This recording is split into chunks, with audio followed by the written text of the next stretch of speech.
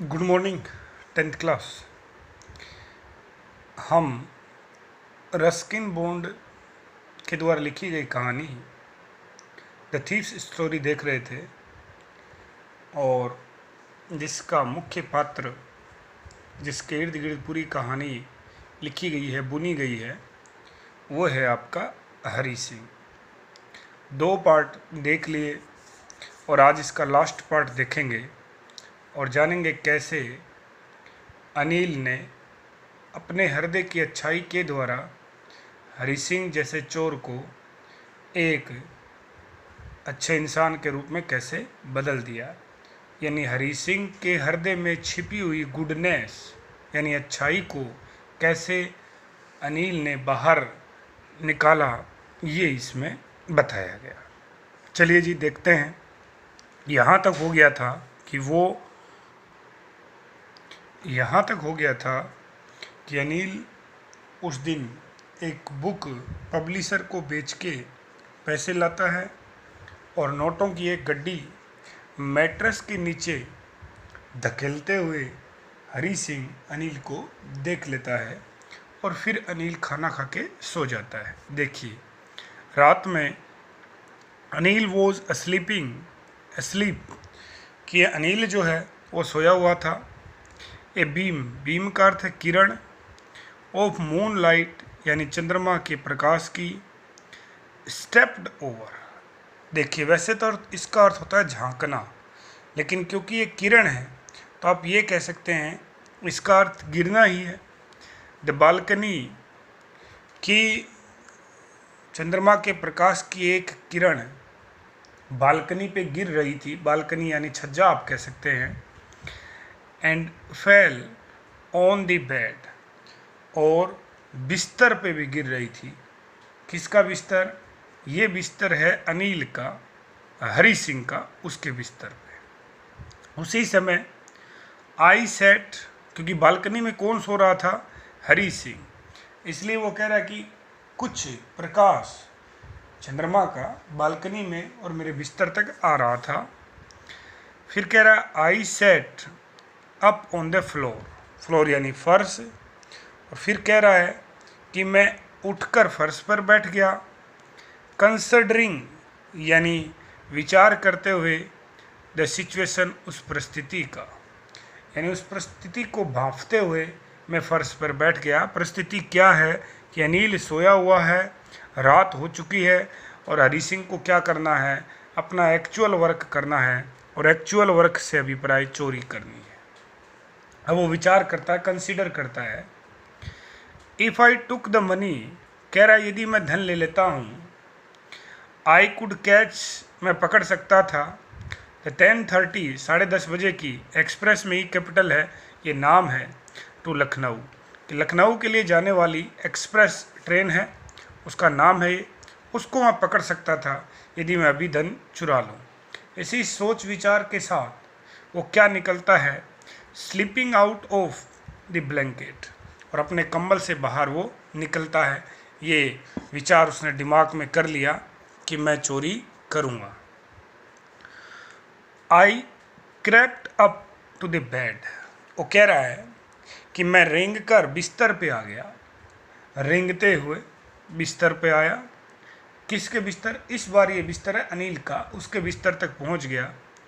अनिल वो स्लीपिंग, अनिल अब भी सो रहा था। पीसफुली, बड़ी शांति से, क्योंकि वो व्यक्ति बिल्कुल शांत स्वभाव का था, सरल स्वभाव का था, बहुत अच्छा व्यक्ति था। हिज फेस, उनका चेहरा, वॉज क्लियर, यानी उसका चेहरा बिल्कुल साफ था। साफ से अभिप्राय ये है कि उसके चेहरे पे कोई सिकंदर नहीं थी। किसके चेहरे पे? अनिल के चेहरे पे। अनलाइन, और उसका जो चेहरा है वो बिल्कुल अनलाइन है। देखिए, साधारण अर्थ रहेंगे तो इसका अर्थ समझेंगे कि चेहरे पे कोई लाइन नहीं थी, लेकिन यहाँ 25 वर्ष का है वो, उसके चेहरे वैसे लाइन नहीं रहती। तो यहाँ ये जो अनलाइन है, इसका अर्थ होता है बिना चिंता का, चिंता मुक्त, यानी कोई चिंता नहीं थी। I had more marks on my face, ये 15 वर्षीय हरी सिंह कह रहा है कि अनिल से ज़्यादा निशान, साइन का अर्थ है निशान, ये मार्क्स ये है ना, निशान, कि उससे ज़्यादा निशान तो मेरे चेहरे पे थे। डाउ यद्यपि माइन यानी मेरे वर थे मोस्टली लगभग, स्कार का अर्थ होता है घाव के निशान, हालांकि मेरे जो निशान थे वो लगभग घाव, मतलब वो कह रहा है कि खरोचें, क्योंकि वो इस प्रकार उठपटांग काम करता था और कोई देखभाल करने वाला नहीं था, तो कोई फोड़ा फुंसी हो गई तो उसको खरोच लिया उसने, तो वो कह रहा है कि लगभग मेरे जो दाग थे उनकी वजह ये थी, जबकि अनिल का चेहरा बिल्कुल साफ है, चिंता रहित है। माई हैंड, मेरा जो हाथ है, स्लिड, कि वो कह रहा है कि मेरा हाथ, स्लिड का अर्थ होता है सरकना, अंडर दी मैट्रेस, मैट्रेस गद्दा, और गद्दे के नीचे उसने अपना हाथ सरकाया। सर्चिंग, तलाशना, टटोलना, फॉर दी नोट्स, बोल रहा है मेरा हाथ गद्दे के नीचे सरका और किसको ढूंढ रहा था, रुपयों को, जो रुपए थे उनको ढूंढता है। व्हेन आई फाउंड देम, और जब वो रुपए मिल जाते हैं, उनका एक बंडल मुझे मिल जाता है। आई ड्रू, ड्रू खींचना, देम उनको, आउट करते बाहर, विदाउट ए साउंड, यहाँ साउंड का अर्थ है आवाज़, बिना कोई शोर शराबा किए। साउंड के दो अर्थ होते हैं, एक साउंड का अर्थ अच्छा भी होता है, गुड का मतलब भी साउंड होता है, याद रहे। अनिल साए इन ही स्लीप, और उसी समय अनिल नींद में साए करता है यानी आह भरता है। एंड टर्न ऑन, और घूम जाता है, on he side towards me, और इसके साथ ही मेरी तरफ अपनी करवट करता है। यहाँ साइड का अर्थ है करवट, टुवर्ड्स की तरफ, मी यानी हरी सिंह, और वो करवट बदल के हरी सिंह की तरफ हो जाता है। आई वॉज स्टार्टल्ड, स्पेलिंग देखना, STARTLED, स्टार्टल्ड है, ये एल लगा है इसमें। स्टार्टेड का तो अर्थ होता है शुरू होना, लेकिन ये स्टार्टल्ड है, इसका अर्थ है आश्चर्यचकित रह जाना, भौचक्का रहना, क्योंकि एकदम से अनिल ने करवट बदल ली तो हरी सिंह डर गया कि अब तो पकड़ा गया।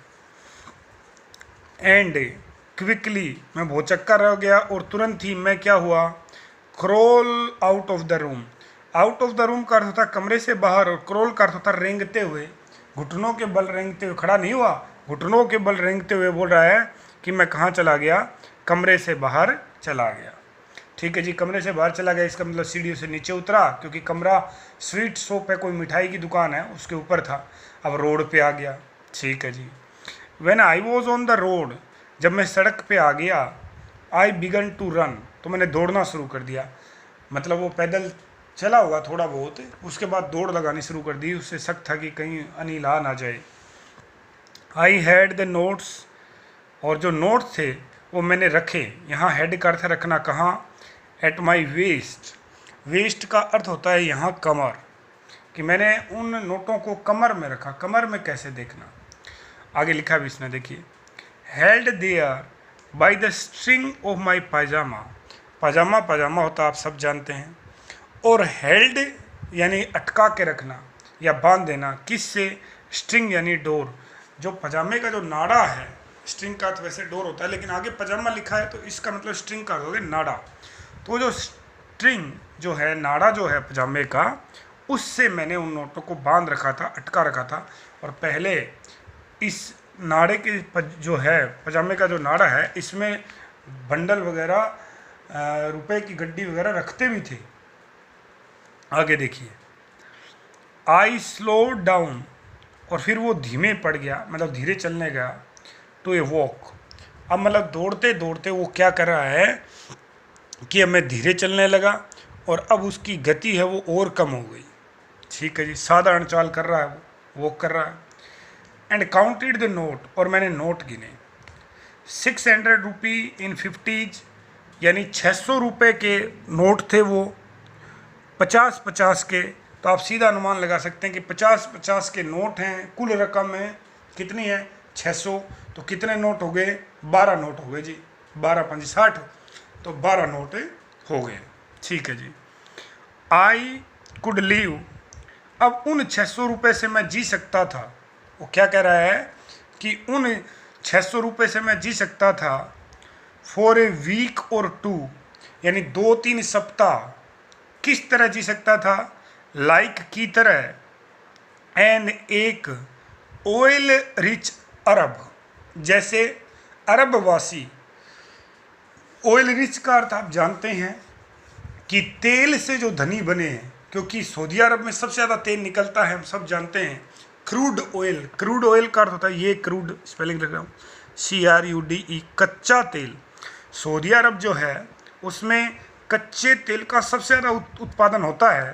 तो वो बोल रहा है कि जैसे सऊदी अरब का कोई व्यक्ति है और जो तेल के दम पे धनवान बना है, उसी प्रकार मैं भी, क्योंकि काफ़ी खर्चा करते हैं, वो शेख हैं वहाँ लगभग, जो पैसे वाले लोग उनको शेख कहते हैं। तो बोला उनकी तरह, एक शेख की तरह मैं भी, अरब देश का एक शेख है उसकी तरह मैं भी रह सकता हूँ। आप देखे होंगे टीवी वगैरह में लंबे लंबे कुर्ता पजामा पहनते हैं, बड़ी बड़ी कार रखते हैं, काफ़ी कॉस्टली उनका लाइफस्टाइल रहता है। ठीक है जी। When I reached the station, क्योंकि उसने ये निर्णय लिया था कि वो एक्सप्रेस जो है लखनऊ के लिए उससे निकलेगा 10:30 बजे वाली। तो वो बोल रहा है कि जब मैं स्टेशन पहुंचा, I didn't stop at the ticket office, जहाँ टिकट लिया जाता है वहाँ तो मैं नहीं रुका हुआ, क्योंकि वहाँ उसने अपने जीवन में कभी टिकट नहीं खरीदी। आगे लिखा है ब्रैकेट में, देखिए, I had never boat A ticket in my life, मैंने अपने जीवन में कभी टिकट नहीं ली। तो उस टिकट खिड़की के पास रुकने का आज कोई अर्थ था ही नहीं, कोई मतलब ही नहीं है।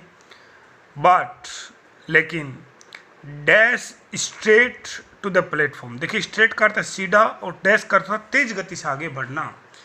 लेकिन मैं प्लेटफॉर्म की तरफ सीधा आगे बढ़ा, प्लेटफॉर्म, क्योंकि उसको तो सीधी गाड़ी पकड़नी है, टिकट वो कभी लेता ही नहीं, अपने जीवन में ही नहीं ली उसने। द लखनऊ एक्सप्रेस, देखिए मैंने पहले बताया था नाम है LE।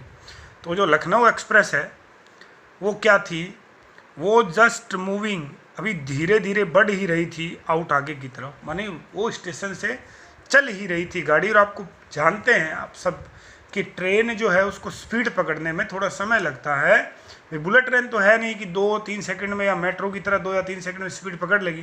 तो जो गाड़ी है अभी बिल्कुल धीरे चल रही थी, इतनी धीरे कि वो आराम से किसी भी कैरेज में, यानी बोगी में, डिब्बे में बैठ सकता था, कंपार्टमेंट में बैठ सकता था। The train had still to pick up speed, देखिए अभी मैंने बताया स्पीड का अर्थ है गति, पिकअप का अर्थ है पकड़ना, स्टिल का अर्थ है अब भी द ट्रेन, रेलगाड़ी, यानी गाड़ी को अब भी स्पीड है वो पकड़नी थी, यानी स्पीड अभी प्राप्त नहीं की थी, गाड़ी धीरे ही चल रही थी, वो अभी वहाँ पहुँच गया। And I should have been able, देखिए बोल रहा है मैं समर्थ था, कह रहा है कि मैं इतना समर्थ था कि क्या कर सकता था, to jump into one of the carriage, देखिए कैरेज का अर्थ होता है जी डिब्बा, कि मैं किसी भी डिब्बे में बैठ सकता था, यानी इतना समर्थ था मैं। क्यों? क्योंकि गाड़ी की स्पीड ज़्यादा थी नहीं, गाड़ी को भी स्पीड पकड़ना बाकी था, शेष था, गाड़ी की स्पीड का कार्य शेष है। बट लेकिन आई हेजिटेट, हेजिटेट का अर्थ है हिचकिचाना, लेकिन मैं हिचकिचाया, वजह क्या थी वो उसको भी नहीं पता।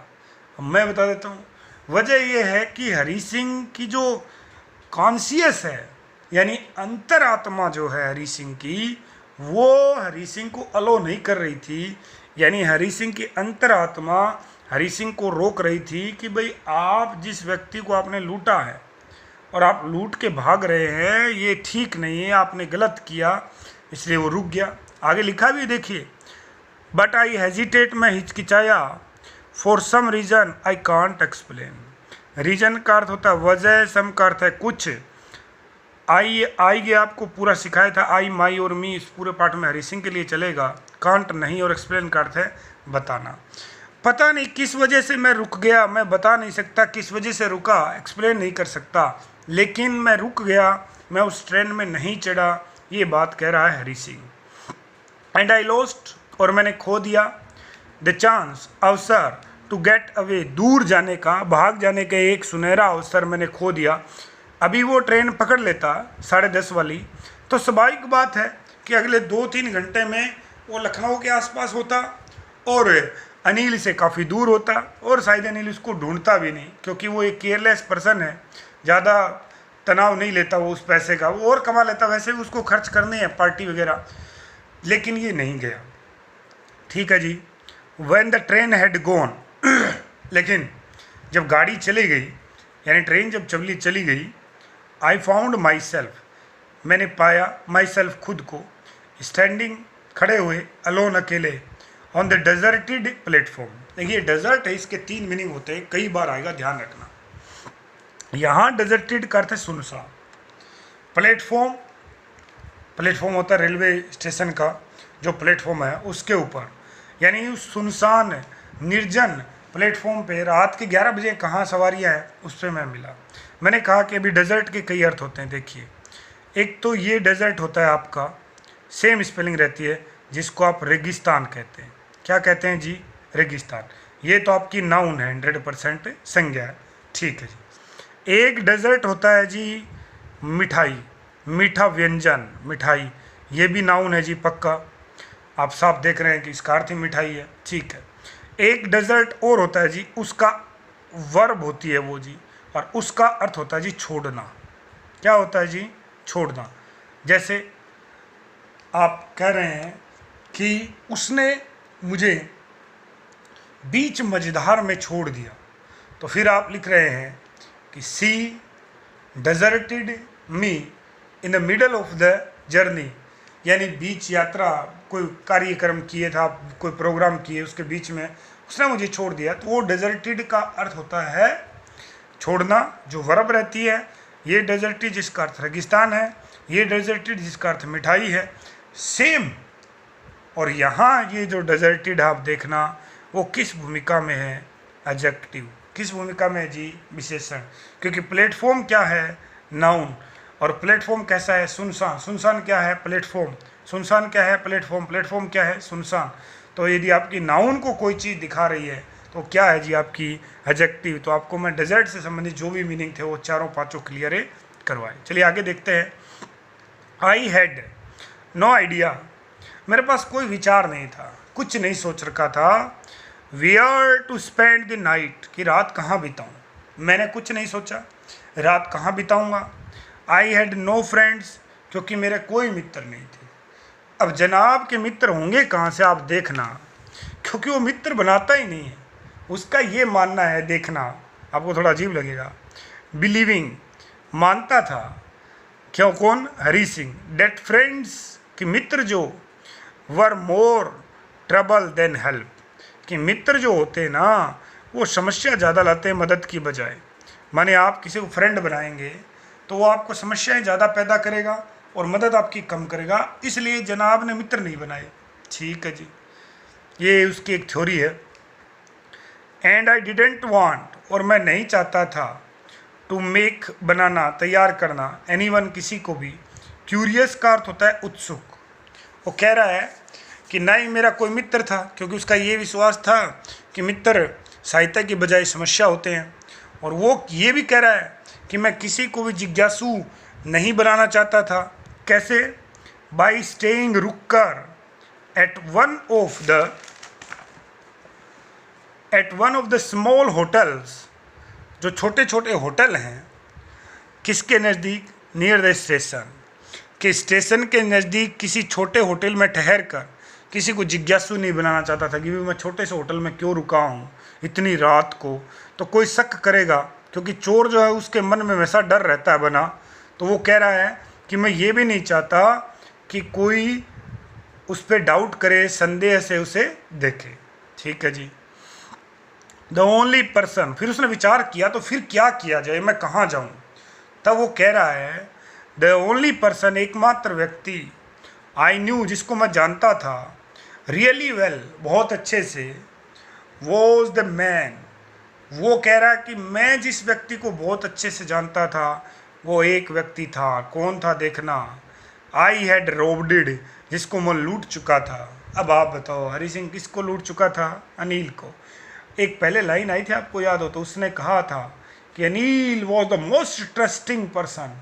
अनिल मेरे लिए सबसे विश्वसनीय व्यक्ति है। आगे प्रश्न बनेगा, डैश लगा के एक्सप्लेन इट, कि इस पे, इस बात को व्याख्या करो, आप इस पे थोड़ा प्रकाश डालो। तो किस प्रकार प्रकाश डालेंगे आप? क्योंकि अनिल ने अपने घर की एक चाबी हरी सिंह को दे रखी थी, ये एक खास वजह है।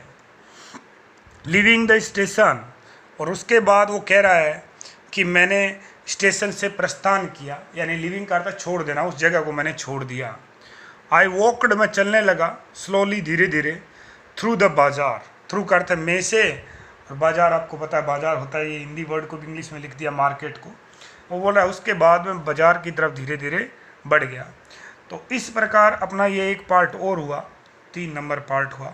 इस पार्ट के भी जो भी 2-4 प्रश्न बनेंगे वो मैं डाल दूंगा, ताकि प्रश्न का बोझ एक साथ आपके ऊपर ना रहे, क्योंकि मैं देखता हूँ कि और सब्जेक्ट्स के भी काम आपके ऊपर लागू रहते हैं। तो मेरे हिसाब से कोई दिक्कत होनी नहीं चाहिए आपको, क्लासरूम की तरह ही पढ़ाने का पूरा प्रयत्न किया जा रहा है। फिर आपको लगता है कि कुछ और सुधार होना चाहिए तो आप मुझे सुझाव दे सकते हैं, व्हाट्सएप पे मैसेज वगैरह करके आप बता सकते हैं।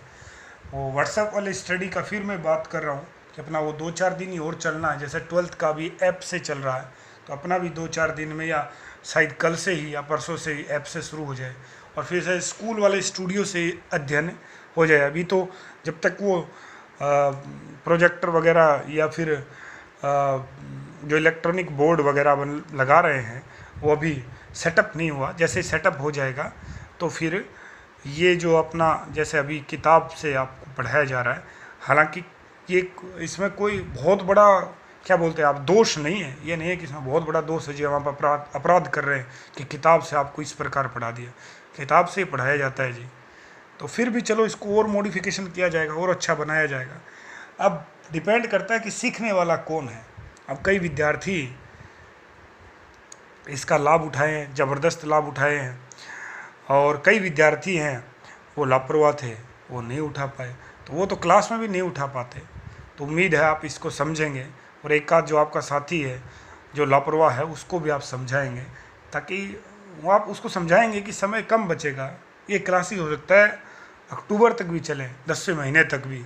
तो आप ऑफलाइन क्लास के भरोसे नहीं बैठ सकते, इससे आपका क्या होगा, नुकसान। चलिए जी।